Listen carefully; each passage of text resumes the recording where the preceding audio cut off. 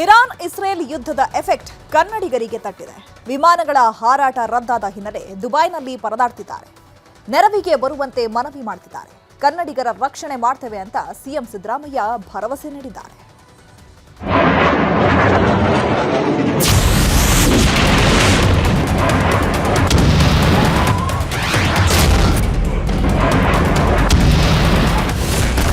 Israel Iran ಮಧ್ಯೆ ತಾರಕಕ್ಕೇರಿದ ಯುದ್ಧ, ತಾಯ್ನಾಡಿಗೆ ಬರಲು ದುಬೈನಲ್ಲಿ ಕನ್ನಡಿಗರ ಒದ್ದಾಟ.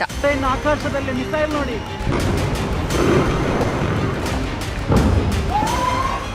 ಮಧ್ಯಪ್ರಾಚ್ಯ ಮತ್ತೆ ಭೀಕರ ಯುದ್ಧಕ್ಕೆ ಸಾಕ್ಷಿಯಾಗಿದೆ.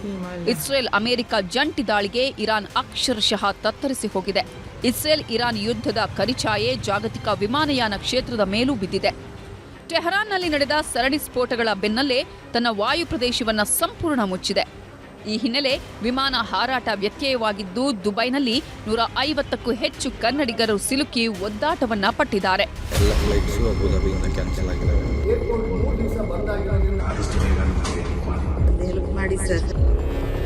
ಬಳ್ಳಾರಿಯಿಂದ ದುಬೈಗೆ ಪ್ರವಾಸಕ್ಕೆ ಹೋಗಿದ್ದ 50ಕ್ಕೂ ಅಧಿಕ ಪ್ರವಾಸಿಗರು ದುಬೈನಲ್ಲಿ ಸಿಲುಕಿದ್ದಾರೆ. ತಾಯ್ನಾಡಿಗೆ ವಾಪಸ್ ಬರೋದಿಕ್ಕಾಗದೆ ಪರದಾಡ್ತಿದ್ದಾರೆ. ಉಳ್ಕೊಳ್ಳೋದಿಕ್ಕೂ ನೆಲೆ ಇಲ್ಲದೆ ಒದ್ದಾಡ್ತಿದ್ದಾರೆ. ನಾವು ಹೊರಗಡೆ ಬಂದು ಕೇಳಿದ್ರೆ ಎಲ್ಲವೂ ಒಂದು ದಿವಸಕ್ಕೆ 15ರಿಂದ 20 ಸಾವಿರ ದುಡ್ಡು ಕೇಳ್ತಾ ಇದ್ದಾರೆ ಲಾಡ್ಜ್ಗೆ. ನಾವೆಲ್ಲ 70 ಎಬೋ 80 ಎಬೋನವರು 4-5 ಜನ ಇದ್ದಾರೆ. ತುಂಬಾ ಕಷ್ಟ ಆಗಿದೆ. ಏನು ಟೆನ್ಷನ್ ತಗೋಬೇಡ್ರಿ. ಸಂಕಷ್ಟದಲ್ಲಿರುವ ಬಳ್ಳಾರಿ ಪ್ರವಾಸಿಗರ ನೆರವಿಗೆ ಮಾಜಿ ಸಚಿವ ಬಿ ನಾಗೇಂದ್ರ ಮುಂದಾಗಿದ್ದಾರೆ. ದುಬೈನಲ್ಲಿರುವ ಸ್ನೇಹಿತ ನಜೀಬ್ ಮೂಲಕ ಊಟದ ವ್ಯವಸ್ಥೆ ಮಾಡಿಸಿದ್ದಾರೆ. ಅಲ್ಲದೆ ವಿಡಿಯೋ ಕಾಲ್ ಮಾಡಿ ಧೈರ್ಯ ತುಂಬಿದ್ದಾರೆ.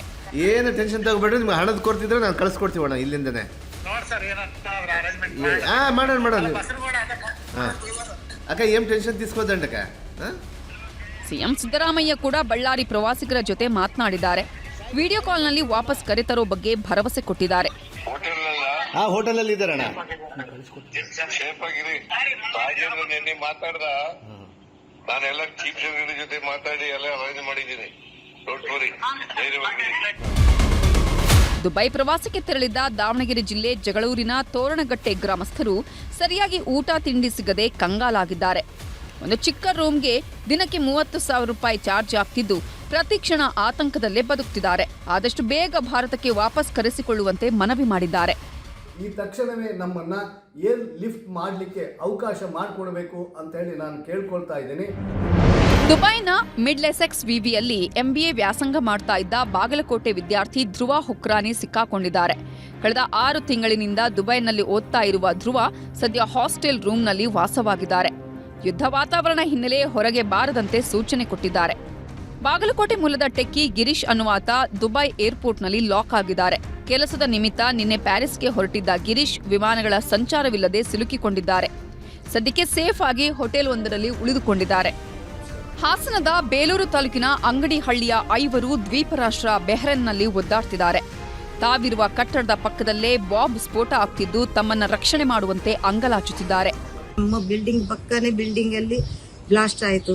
ತುಂಬಾ ನಮಗೆ ಹೆದರಿಕೆ ಆಯಿತು ಸರ್. ಅಲ್ಲಿಂದ ಜನ ಎಲ್ಲ ಸೇರಿ ನಮಗೆ ಹೊರಗಡೆ ತಂದು. ಇನ್ನು ಯುದ್ಧ ಪೀಡಿತ ಇರಾನ್ನಲ್ಲಿ ಚಿಕ್ಕಬಳ್ಳಾಪುರ ಮೂಲದ ಮೆಡಿಕಲ್ ವಿದ್ಯಾರ್ಥಿನಿ ಸಿಲುಕಿಕೊಂಡಿದ್ದಾರೆ. ಸೈಯದ ಮಪರೆ ಸೈನಬ್ ಅನ್ನುವರು ಇರಾನ್ನ ಕುಮ್ನಲ್ಲಿ ವಾಸವಿದ್ದಾರೆ. ಅಲಿಪುರದ ಮೀರ್ ರೋಷನ್ ಅಲಿ ಅನ್ನುವವರ ಪುತ್ರಿಯಾಗಿರೋ ಸೈನಬ್ ಟೆಹರಾನ್ನಲ್ಲಿ ಮೆಡಿಕಲ್ ವ್ಯಾಸಂಗ ಮಾಡುತ್ತಿದ್ದಾರೆ. ನಿನ್ನೆ ರಾತ್ರಿ ತಂದೆಗೆ ಕರೆ ಮಾಡಿದ ಸೈನಬ್ ಯುದ್ಧದ ಸ್ಥಿತಿ ಕುರಿತಂತೆ ಮಾಹಿತಿ ಕೊಟ್ಟಿದ್ದಾರಂತೆ. ಟೆಹರಾನಿಂದ ಕುಮ್ಗೆ ಅವ್ರು ಹೋಗ್ಬಿಟ್ಟವ್ರೆ. ನಮ್ಮ ಹಳಿಯವರು ಅಲ್ಲೇ ಇದ್ದಾರೆ. ಅವ್ರು ಹೇಳ್ತಾ ಇದ್ರೆ ನಾವು ಎಲ್ಲ ಸೇಫ್ ಆಗಿ ಇದ್ದೀನಿ ಅಂತ. ಬಿಗ್ ಬಾಸ್ ಖ್ಯಾತಿಯ ಡ್ರೋನ್ ಪ್ರತಾಪ್ ಕೂಡ ದುಬೈ ಏರ್ಪೋರ್ಟ್ನಲ್ಲಿ ಸಿಕ್ಕಾಕೊಂಡಿದ್ದು ಸಹಾಯಕ್ಕೆ ಮನವಿ ಮಾಡಿದ್ದಾರೆ. ಇದೇ ವೇಳೆ ನ್ಯೂಸ್ 18ನಿಂದ ಸಹಾಯವಾಣಿ ಸಿಕ್ತು ಅಂತ ಧನ್ಯವಾದ ತಿಳಿಸಿದ್ದಾರೆ.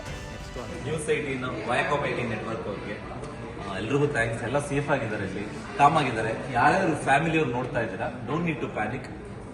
ಎಲ್ಲ ಕ್ಷೇಮವಾಗಿ ದುಬೈಯಿಂದ ವಾಪಸ್ ಬರ್ತಾರೆ. ಅವ್ರನ್ನ ಕಳಿಸೇ ನಾವು ಬರೋದು, ಜೊತೆಲ್ಲೇ ಕರ್ಕೊಂಡು ಬರ್ತೀವಿ. ಸೇಮ್ ಫ್ಲೈಟಲ್ಲಿ. ದುಬೈನಲ್ಲಿ ಸಿಲುಕಿರೋ ಕನ್ನಡಿಗರ ರಕ್ಷಣೆಗೆ ರಾಜ್ಯ ಸರ್ಕಾರ ಮುಂದಾಗಿದೆ. ಸಹಾಯವಾಣಿಯನ್ನು ಆರಂಭಿಸಿದೆ. ಅಲ್ಲದೆ ಕನ್ನಡಿಗರ ರಕ್ಷಣೆಗೆ ಕೇಂದ್ರದ ಜೊತೆ ಮಾತುಕತೆ ನಡೆಸಿದೆ. ಕನ್ನಡಿಗರ ರಕ್ಷಣೆಗೆ ಬದ್ಧ ಅಂತ ಸಿಎಂ ಸಿದ್ದರಾಮಯ್ಯ ಭರವಸೆ ಕೊಟ್ಟಿದ್ದಾರೆ. ಅಲ್ಲದೆ ಸುರಕ್ಷತೆ ಬಗ್ಗೆ ಕ್ರಮ ಕೈಗೊಂಡಿದ್ದಾರೆ. ಈ ಬಗ್ಗೆ ಸಿಎಂ ಸಿದ್ದರಾಮಯ್ಯ ಟ್ವೀಟ್ ಮಾಡಿ ಮಾಹಿತಿ ನೀಡಿದ್ದಾರೆ.